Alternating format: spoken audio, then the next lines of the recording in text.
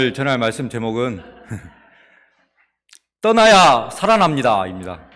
원래 창세기 말씀이 본문이 엄청 긴데 제가 준비하다 보니까 4절인데 제가 1절 중심으로 의외로 엄청 짧게 된 것 같습니다. 그래도 하나님께서 말씀 한마디로 저희 마음속에 은혜와 감동을 주실 것을 믿습니다. 요절 말씀으로 12장 1절 말씀 읽고 기도하고 시작하겠습니다. 시작. 아브라함에게 이르시되 너는 너의 고향과 친척과 아버지의 집을 떠나 내가 내게 보여줄 땅으로 가라. 하나님 아버지, 귀한 파트 모임을 저희에게 허락하심을 감사합니다.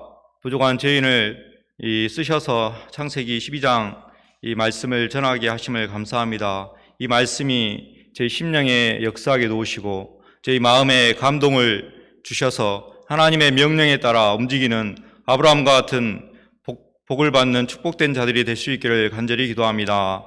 이 시간을 하나님께서 함께하여 주십시오. 예수님의 이름으로 기도합니다. 우리나라는 6.25 전쟁 때문에 당시 대략 650만 명의 피난민이 발생하였습니다. 이들은 전쟁으로 인하여 살아남기 위해 피난이라는 고난을 감수하였습니다. 최근 우크라이나 전쟁 때문에도 수많은 사람들이 피난을 하고 전쟁에서 벗어나고자 정든 집과 고향을 떠나는 것을 볼 수 있습니다. 이는 어쩔 수 없는 상황의 피난이었습니다. 그런데 우리는 평소에 아무런 일도 없고 급박한 상황이 아니면 우리는 잘 움직이지 않고 움직이고자 하지 않습니다. 집과 고향을 떠나는 것은 그만큼 힘들고 어려운 문제이기 때문입니다. 그런데 오늘 말씀에서 하나님은 아브라함에게 떠나라고 말씀하십니다.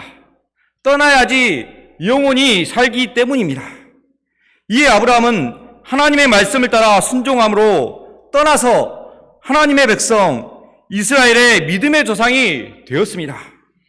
오늘 말씀을 통해서 우리가 하나님의 아브라함을 향한 뜻과 아브라함의 위대한 믿음을 배울 수 있기를 기도합니다. 여호와께서 아브라함에게 이르시되 너는 너의 고향과 친척과 아버지의 집을 떠나 내가 내게 보여줄 땅으로 가라. 하나님은 아브라함에게 고향과 친척과 아버지의 집을 떠나라고 말씀하십니다. 너는 고향을 떠나라는 말씀과 함께 친척과 아버지의 집도 떠나라라고 하셨습니다. 아버지 데라에게 의존하지 말고 완전한 독립된 개체로서 신앙의 여정을 시작하는 명령인 것입니다. 그 시작의 첫마디가 떠나라 이 명령이었습니다. 아브라함같이 의인으로 인정받는 믿음을 이루어가기 위해서는 1차적으로 떠나라는 명령을 따라야 합니다. 그러면 우리는 어디에서 어디로 떠나야 합니까? 아브라함은 갈대아 우르에서 가나안 땅으로 떠났습니다.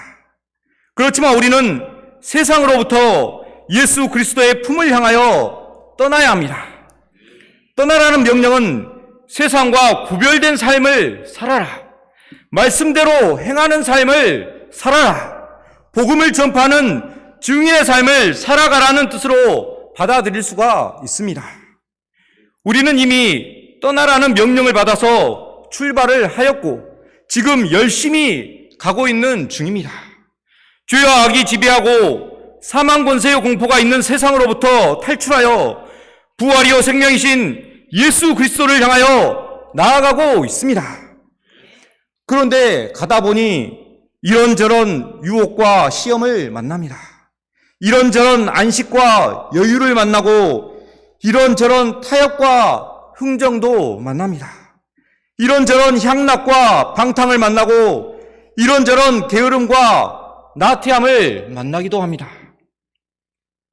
우리는 이런저런 상황을 만나다 보니 떠나라는 명령의 소리는 점점 약해지면서 포기하고 그냥 주저앉아 버립니다. 그런데 또 주저앉아 있다 보니 좀 편합니다. 불편한 것도 딱히 느껴지지 않습니다.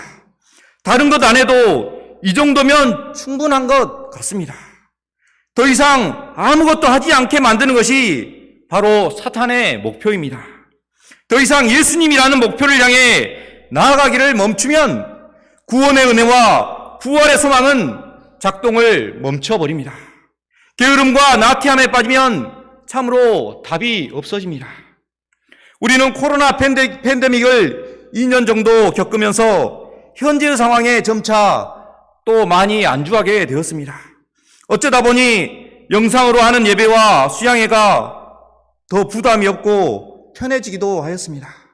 집에서 하는 말씀 공부와 기도 모임이 이제는 익숙해져서 몸을 잘 움직이기가 귀찮아집니다. 전도를 하지 않고 캠퍼스에 나가지 않아서 부담이 없고 편하기만 합니다. 어느새 우리는 코로나라는 상황에 의해 신앙이 나태하고 게을러져 있는지도 모르게 되어버렸습니다. 하나님은 이렇듯 주저앉아 있는 아브라함에게 내가 내게 명령했던 본래의 목적지는 어디였느냐? 가나안이 아니냐? 하란에 머물러 있느냐? 당장 일어나 그곳을 떠나라! 명령하십니다. 하나님은 분명하게 아브라함의 이름을 지목하여 말씀하십니다. 어느 누구도 떠나라는 명령에 대해 다른 사람이 대신해서 떠날 수는 없습니다. 내가 떠나지 않으면 주저앉아 있는 나의 상황은 아무런 변동도 일어나지 않습니다. 아브라함은 떠나라는 명령이 들리자 단 한마디의 거절이나 망설임 없이 즉시 하란을 떠났습니다. 이것이 순종이요 믿음입니다. 이렇게 즉각적인 행동을 할 수 있었기에 아브라함의 믿음이 점점 자라날 수 있었습니다. 여러분의 믿음은 세상을 떠나 계속해서 예수님을 향해서 잘 나아가고 있습니까? 아니면 바다나람 하란 어디쯤에서 멈추어져 있지는 않습니까? 약속의 가나안 땅을 향해 너의 고향과 친척과 아버지의 집을 떠나라고 아브라함에게 명령하셨듯이 우리 주님은 우리 각자에게 너의 고집과 자존심과 게으름을 떠나서 거룩과 순종과 믿음을 배울 수 있는 내게로 즉시 나오라고 부르고 계십니다. 또한 하나님은 아브라함에게 떠나라는 명령과 함께 내가 내게 보여줄 땅으로 가라라고 목적지를 분명하게 제시해 주었습니다. 그런데 그 목적지가 딱 부러지게 정해진 장소는 아니었습니다. 당장 보이는 땅이 아니라 보여주실 땅입니다. 하나님이 보여주시는 것을 멈추면 한 발자국도 나아갈 수가 없습니다. 당장에 떠나라는 명령은 그렇다 하더라도 한 치 앞도 예상할 수 없는 막막한 땅으로 나아가라니 갈수록 순종하기가 어려워집니다. 그러나 하나님은 우리에게 떠나라고 하신 후에 뒷짐만 지고 계시지는 않습니다. 보여줄 땅이라고 말씀하신 것은 내가 나아가는 그 순종의 길에 나도 동행하겠다. 내가 나아갈 길을 세밀하게 가르쳐 주시겠다는 것입니다. 막막한 말씀이 아니라 오히려 선명하고 확신을 더해주시는 격려와 응원의 말씀입니다. 아브라함은 떠나라는 명령에 즉각 순종한 것처럼 정해진 땅이 아니라 보여줄 땅으로 가라는 말씀에도 불평분만 하나 없이 즉각 순종한 것입니다. 전혀 정착지가 보장되지 않은 말씀임에도 불구하고 아브라함은 아무 말 없이 순종하였습니다. 하나님은 우리 인생을 세밀하게 돌보시면서 시시때때로 삶의 문제들을 살피시고 해결해 주시지만 한 번에 모든 해결 보따리를 다 풀어놓지는 않으십니다. 하나님은 말씀하시는 분이고 우리는 그 말씀대로 순종함을 배우는 것이 바로 신앙생활입니다. 하나님이 말씀하시는 것이라면 무조건 믿고 따르면 모든 문제를 해결해 주시는 하나님을 경험케 해 주십니다. 믿음이라는 것은 눈앞에 보여진 실체를 보고 믿는 것이 아니라 보여질 것이라는 말씀 하나만으로도 굳게 믿는 것입니다. 아브라함의 믿음이 바로 이 믿음이었습니다. 우리가 예수님을 믿음으로 인해 구원받고 천국에 들어간다는 것은 명백한 약속이고 진리입니다.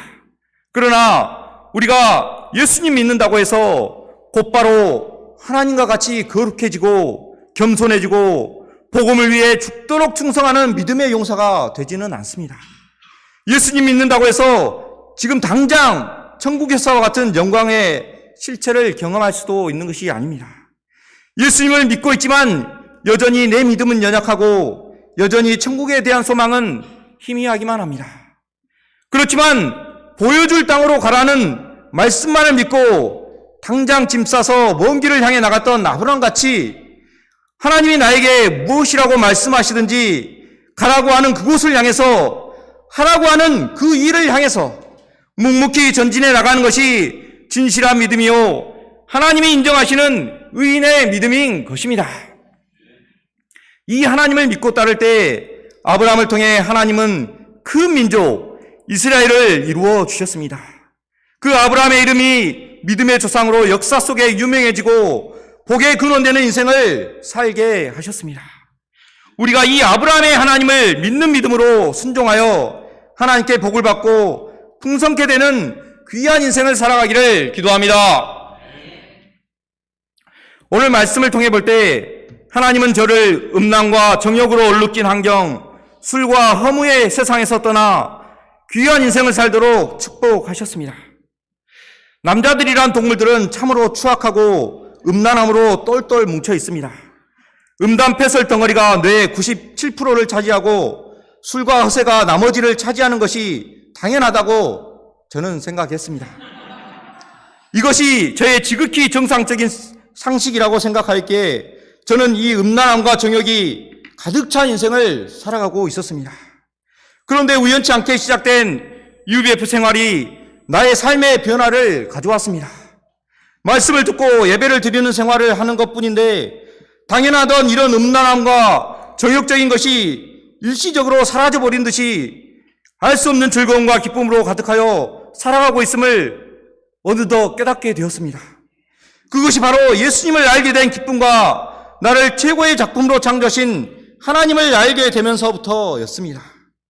선배들의 소감을 통해서 나도 저런 인생을 살 수 있겠구나 하는 귀한 깨달음과 기쁨이 가득하였습니다. 인생의 최고의 기쁨을 누리는 인생을 살게 되었습니다. 저는 이 큰 기쁨과 은혜로 예수님을 따르며 배우는 귀한 인생을 살 수 있게 되었습니다. 선배들의 술 유혹과 동기들의 음란함의 유혹에도 훅 가기도 했지만 하나님의 말씀을 공부하고 말씀을 들을 때 저는 하나님이 보여주실 길을 따라 살아갈 수 있었습니다. 하나님의 말씀을 통해 예수님의 십자가를 통해 나의 모든 죄를 용서해 주시는 하나님의 귀한 사랑을 깨닫게 하셨습니다. 그럴 때 저는 이 귀한 사랑을 말씀으로 증거하는 인생, 하나님을 위해 인생을 드리는 귀한 삶을 살아가게 하셨습니다. 추하고 더러워 냄새나는 음란과 정욕된 길을 떠나서 하나님의 말씀을 따라 살아가게 하신 이 하나님께 감사를 드립니다. 말씀을 준비하면서 볼 때 귀한 천국을 향한 인생길에서 나는 지금 어디쯤에 멈춰 있는지 다시금 생각해 보게 되었습니다. 하나님의 귀한 축복으로 인하여 집도 있고 직장도 있고 아름다운 아내와 두 아이들과 잘 살아가고 있습니다. 이런저런 축복 가운데 그냥 영적인 투쟁은 아무것도 안 하고 그냥 살아가고 싶은 안일과 게으름이 가득 차게 되었습니다. 그런데 육신적으로는 더욱 풍족해지고 먹고 즐기는 일에는 부지런해지고자 하는 욕구가 가득 찼습니다. 예수님을 따라 고민하고 투쟁하기보다는 여가와 취미생활이 가득한 인생을 살고 싶은 마음으로 살아가고 있습니다. 이런 때에 코로나로 인해 파트 모임이나 기도 모임, 각종 모임에도 안 가도 되는 기회가 생기니 마음이 더욱 안일하고 나태해져 감을 보게 되었습니다. 지금도 말씀을 쓰고 소감을 쓰는 것이 얼마나 어렵고 힘들게 느껴지는지 저 옆에 신앙생활을 하지 않고 즐기고 사는 듯한 회사의 동료들이 부러워 보이기까지 하였습니다. 그러나 우리의 인생은 우리의 눈에 보이는 것이 전부가 아님을 말씀을 쓰면서 깨닫게 되었습니다. 우리의 인생길의 끝에는 영원한 구원의 예수님이 기다리고 있습니다. 이 세상의 유혹과 즐거움에 멈춰 있으면 그대로 끝나버립니다. 그러나 이 유혹 많은 세상을 떠나서 예수님을 따를 때 영원한 구원이 있습니다. 무엇보다 마음의 기쁨과 행복함이 있습니다.